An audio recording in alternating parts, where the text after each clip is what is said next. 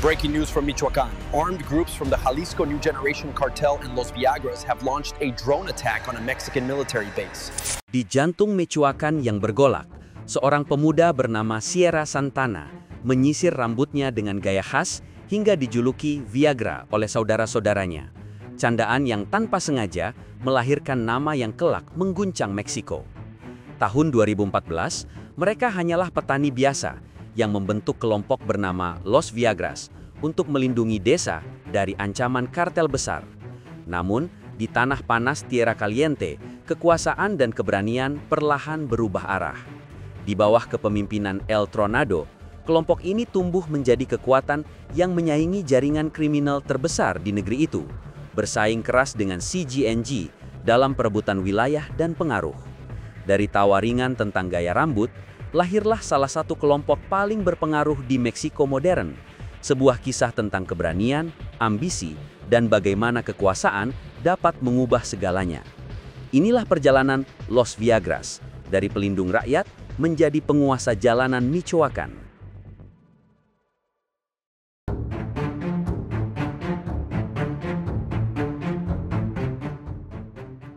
Di jantung negara bagian Michoacan, Meksiko, tanah yang dijuluki Tierra Caliente karena panasnya cuaca dan kerasnya kehidupan, gunung-gunung hijau menatap lembah yang retak oleh kekeringan dan konflik.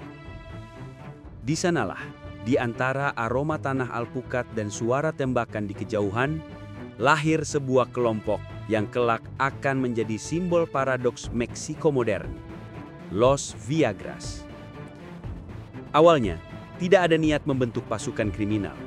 Mereka hanyalah warga yang muak menjadi korban. Desa-desa seperti Zamora, Hakona, Tangansikuaro, Sahuayo, dan Uruapan hidup di bawah bayang-bayang kartel Los Caballeros Templarios. Kelompok yang mengaku menjunjung nilai-nilai kesatria, tapi memeras, menculik, dan membunuh atas nama ketertiban. Petani, pedagang kecil, hingga sopir truk diintimidasi setiap hari. Tanah dirampas, hasil panen dipungut pajak darah, dan siapapun yang melawan menghilang tanpa jejak. Dalam situasi seperti itu, keberanian menjadi satu-satunya cara bertahan hidup. Dari ketakutan itulah muncul sekelompok pria bersaudara, keluarga Sierra Santana. Dipimpin oleh Rodolfo Sierra Santana, pria keras kepala dengan mata dingin dan masa lalu penuh kekerasan, keluarga ini mengubah keluhan rakyat menjadi perlawanan bersenjata. Rodolfo, yang kemudian dikenal dengan julukan El Tronado karena temperamennya yang meledak-ledak dan reputasinya yang mematikan, sudah lama menjadi nama yang dibisikkan dalam ketakutan di barbar kecil Michoacan. Dia bukan orang sunyi. Sebelum membentuk kelompok ini, dia sudah diburu oleh polisi atas tuduhan pembunuhan, pemerasan, dan pencurikan. Namun bagi sebagian warga yang haus akan pelindung, dosa-dosa itu tidak relevan. Yang mereka butuhkan adalah seseorang yang berani menembak balik. Los Viagras lahir pada 2014 di tengah arus besar pembentukan Grupos de Autodefensa Comunitaria atau kelompok pertahanan sipil. Pemerintah Meksiko saat itu gagal mengendalikan kekerasan.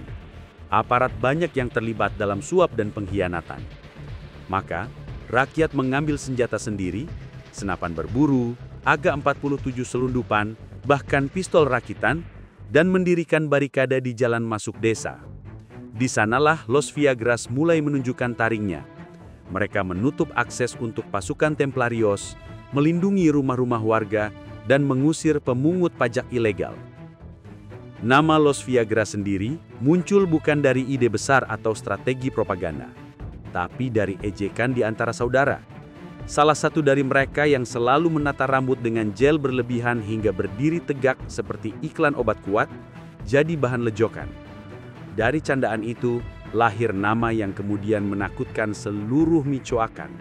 Sebuah ironi pahit, kelompok yang lahir dari tawa, namun tumbuh dengan darah dan api. Namun di balik semangat perjuangan rakyat, ambisi pribadi mulai tumbuh. Rodolfo dan saudara-saudaranya menyadari kekuasaan tidak hanya berasal dari keberanian, tapi juga dari kontrol atas wilayah, senjata, dan ekonomi lokal.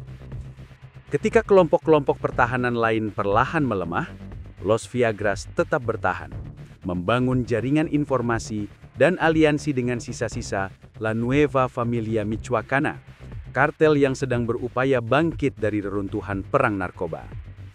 Dari sinilah, arah perjuangan mulai berubah. Senjata yang dulu diangkat untuk melindungi rakyat, kini diarahkan untuk menguasai mereka. Desa-desa yang dulu memuji mereka sebagai penyelamat, perlahan mulai merasa ketakutan. Los Viagras bukan lagi sekedar pasukan pertahanan. Mereka mulai memungut biaya keamanan, menentukan siapa boleh berdagang dan siapa harus menyingkir. Mereka menguasai jalur penyelundupan dan pasar gelap bahan kimia untuk pembuatan metamfetamin. Dalam hitungan bulan, kekuatan mereka meluas hingga melewati batas Michoacan, menjangkau Tierra Caliente yang liar dan strategis. Dan di tengah semua itu, Rodolfo Sierra Santana berdiri tegak, pahlawan bagi sebagian kecil, penjahat bagi mayoritas, tapi legenda bagi semua. Kelahiran Los Viagras bukan hanya cerita tentang lahirnya sebuah kartel, tapi refleksi dari negara yang gagal melindungi rakyatnya, hingga rakyat menciptakan monster mereka sendiri.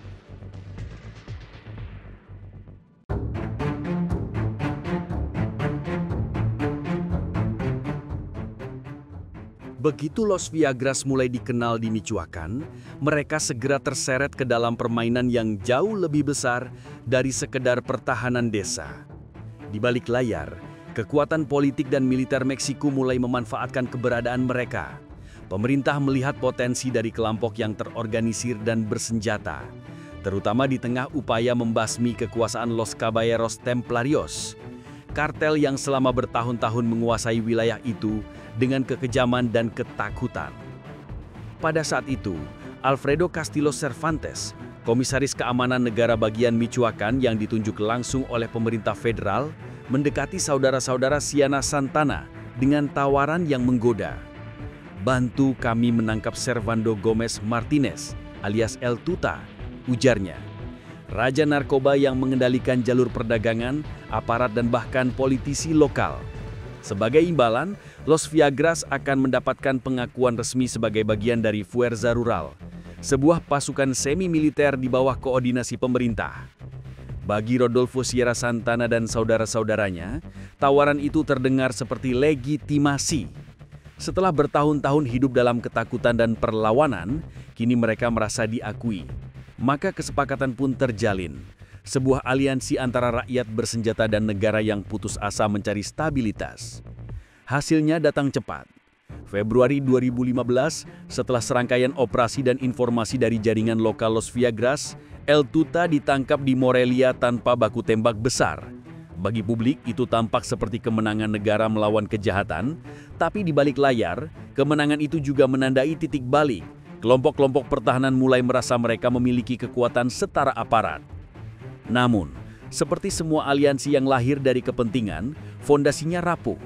Pemerintah mulai khawatir akan kekuatan baru yang tumbuh terlalu cepat dan tak terkendali.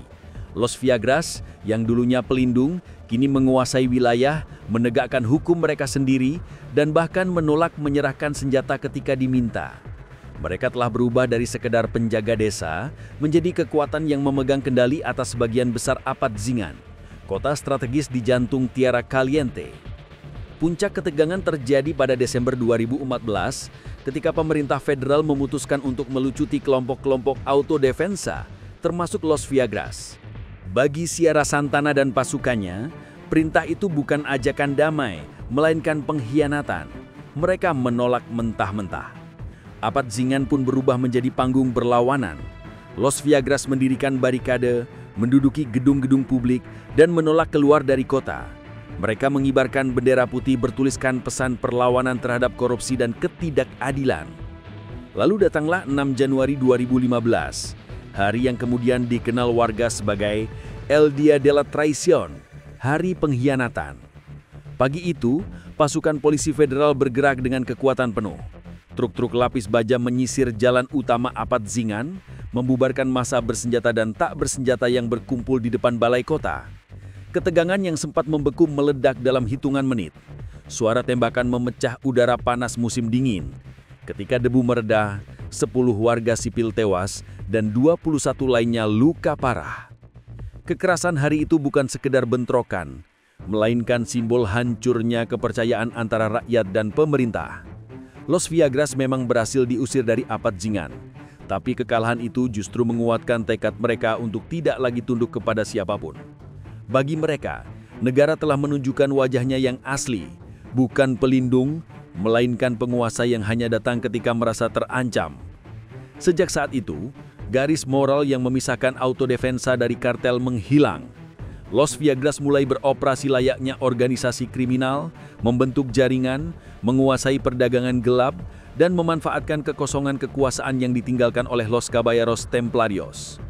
Mereka tak lagi berjuang untuk rakyat, tapi untuk wilayah, kekuasaan, dan keuntungan.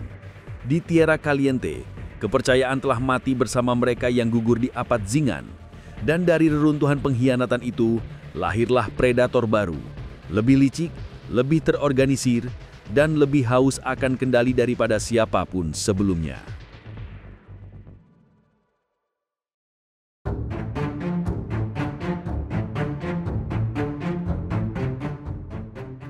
Setelah kehilangan kepercayaan pada negara dan mencicipi kekuatan senjata, Los Viagras menemukan jalan baru, lebih berbahaya, tapi juga lebih menguntungkan. Dari kelompok rakyat bersenjata, mereka perlahan berubah menjadi kekuatan bayangan yang mengendalikan sebagian ekonomi gelap di Tierra Caliente. Di balik jargon perjuangan dan perlindungan warga, kini mengalir aliran uang dan amarah. Langkah pertama mereka menuju dunia kriminal datang secara alami. Wilayah Michoacán sudah lama dikenal sebagai jantung produksi metamfetamin di Meksiko. Obat sintetik yang diekspor ke Amerika Serikat menghasilkan keuntungan jutaan dolar per bulan. Tanah itu penuh bahan kimia, laboratorium tersembunyi, dan rute perdagangan yang dijaga ketat. Los Viagras, dengan jaringan lokal dan kontrol atas desa-desa kecil, memiliki posisi ideal untuk mengambil alih jalur ini. Awalnya mereka hanya bertugas mengamankan transportasi dan logistik bagi kartel lain. Namun seiring waktu, mereka belajar cepat. Laboratorium-laboratorium kecil bermunculan di perbukitan Apatzingan, Buena Vista, dan La Ruana, dikelola oleh orang-orang yang dulu bertani alpukat. Kini tangan yang dulu menggenggam cangkul beralih memegang tabung reaksi dan senjata otomatis. Dalam waktu singkat, Los Viagras tak lagi sekadar perantara. Mereka menjadi produsen dan distributor independen. Namun, langkah besar ini menempatkan mereka langsung di jalur konfrontasi dengan salah satu organisasi paling brutal di Meksiko, Cartel de Jalisco Nueva Generación atau CGNG. Dipimpin oleh Nemesio Oseguera Cervantes alias El Mencho, CGNG sedang berambisi memperluas pengaruhnya dari Jalisco ke seluruh Meksiko, termasuk Tierra Caliente yang kaya sumber daya. Bagi CGNG, wilayah Michoacán adalah emas. Bagi Los Viagras, itu adalah rumah yang tak boleh direbut. Konflik pun pecah seperti api di padang kering. Desa-desa yang dulu tenang berubah menjadi benteng pertahanan. Jalan utama dipenuhi blokade, dan langit malam dipenuhi cahaya peluru tracer yang bersinar seperti kembang api neraka. Los Viagras mengandalkan pengetahuan lokal dan dukungan warga, sementara CGNG memiliki kekuatan militer dan dana besar. Pertempuran ini bukan sekadar perang antar kartel. Ia telah menjadi perang ideologi antara kelompok lokal yang mempertahankan wilayah dan kekuatan eksternal yang ingin menaklukkannya. Tahun demi tahun, pertempuran tak mereda. Hingga Februari 2020, sebuah tragedi mengguncang Michoacán. Dalam serangan yang mentarget dan wilayah kekuasaan Los Viagras, sekelompok pria bersenjata menyerang area publik, menewaskan 9 orang, termasuk 3 anak kecil. Kejadian itu menjadi simbol betapa perang antar kartel tak mengenal batas kemanusiaan. Bagi warga, tak ada lagi tempat aman. Sekolah, taman, bahkan gereja bisa berubah menjadi medan pertempuran. Namun Los Viagras tidak mundur. Mereka membalas dengan strategi senyap, serangan malam, penyusupan, dan sabotase jalur pasokan CGNG. Ketika banyak kelompok kecil hancur diterjang kekuatan CGNG, Los Viagras justru bertahan. Mereka bersekutu dengan kelompok seperti Cartel del Abuelo, dan faksi La Nueva Familia Michoacana, LNFM, menciptakan blok pertahanan yang kuat di jantung Tierra Caliente. Pada Juni 2020, CJNG melancarkan serangan besar-besaran untuk merebut Apatzingan dan daerah sekitarnya. Namun upaya itu gagal total. Los Viagras mempertahankan posisi mereka, memaksa pasukan El Mencho mundur. Sejak saat itu, Tierra Caliente tetap berada di bawah pengaruh mereka, wilayah strategis yang membentang hingga perbatasan negara bagian Guerrero dan Estado de Mexico. Pertempuran antara Los Viagras dan CJNG telah berlangsung sejak 2017 dan menjadi salah satu konflik terpanjang dalam sejarah perang kartel modern. Setiap bentrokan meninggalkan luka baru, setiap kemenangan membawa dendam baru. Los Viagras tidak memiliki kekuatan sebesar CJNG, tapi mereka memiliki sesuatu yang lebih berharga. Akar yang dalam di tanah Michoacan, dukungan dari sebagian warga, dan kemampuan untuk bersembunyi di antara rakyatnya. Seperti ular yang berbaur dengan bayangan, mereka bergerak diam, menyerang cepat, dan menghilang tanpa jejak. Dari lelucon tentang gaya rambut, mereka telah menjelma menjadi salah satu organisasi paling tangguh di Meksiko. Lahir dari ketakutan, tumbuh dari pengkhianatan, dan bertahan karena tanah yang mereka anggap suci.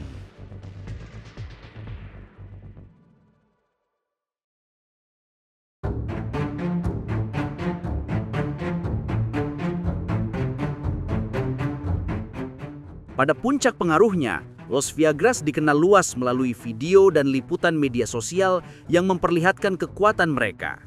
Adegan-adegan itu menjadi simbol dari pesan yang lebih besar, bahwa kelompok ini bukan sekedar bertahan hidup, tapi menegaskan kontrol atas wilayahnya. Rasa takut menjadi alat yang efektif untuk mengatur perilaku warga dan lawan, tanpa harus selalu mengandalkan kekerasan fisik yang eksplisit. Namun kekuasaan Los Viagras bukan hanya soal senjata. Mereka memahami pentingnya narasi dan persepsi. Melalui media sosial, lagu-lagu narko corrido, dan dokumentasi konvoi, mereka menampilkan diri sebagai pelindung rakyat dari ancaman eksternal.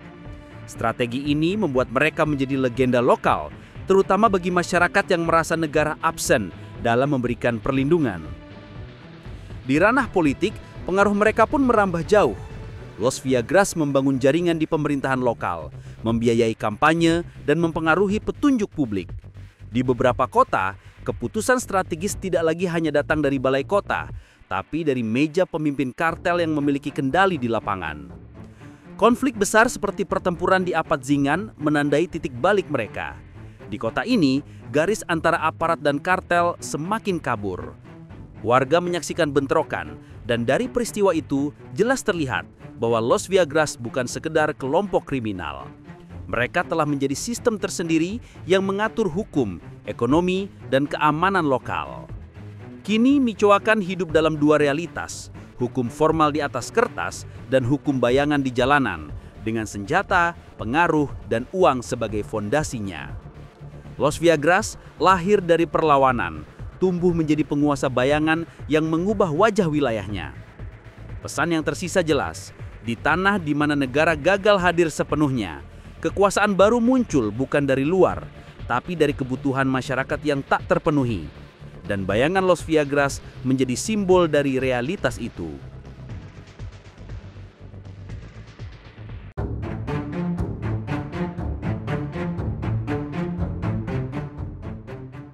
Di Michoacan, batas antara negara dan kartel telah lama kabur.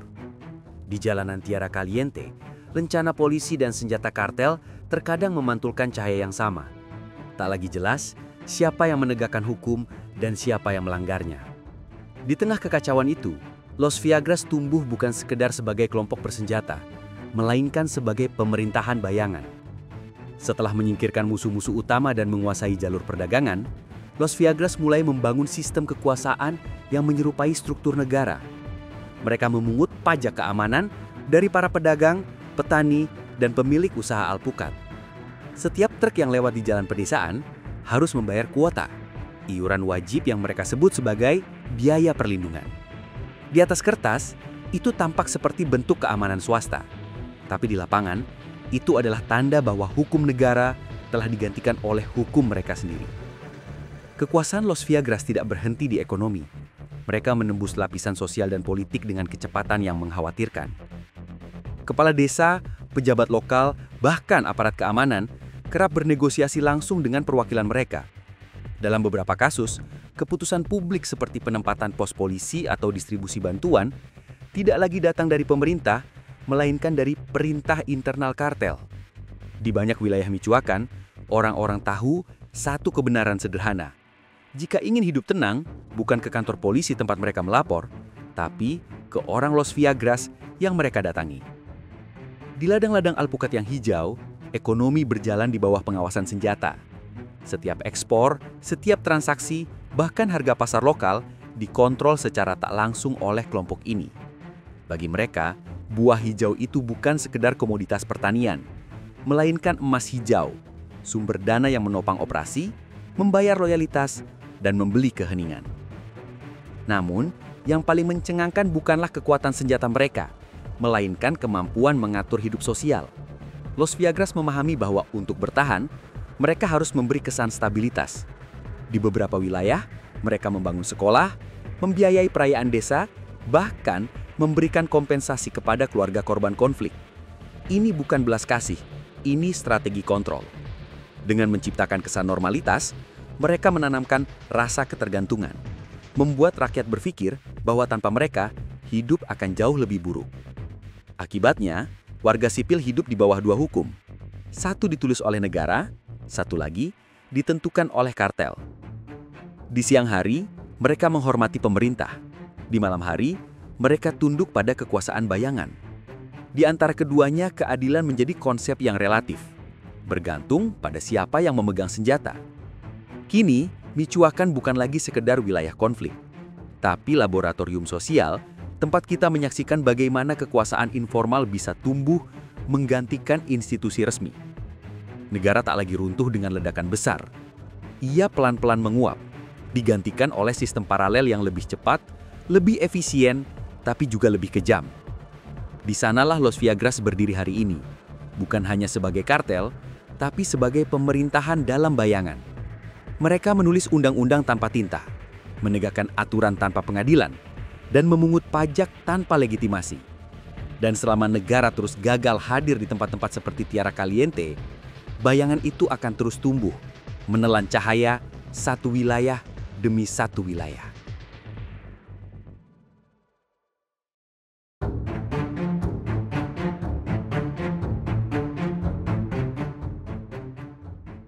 Hingga kini, Los Viagras berdiri sebagai monumen gelap tentang bagaimana perlawanan bisa berubah menjadi teror terorganisir.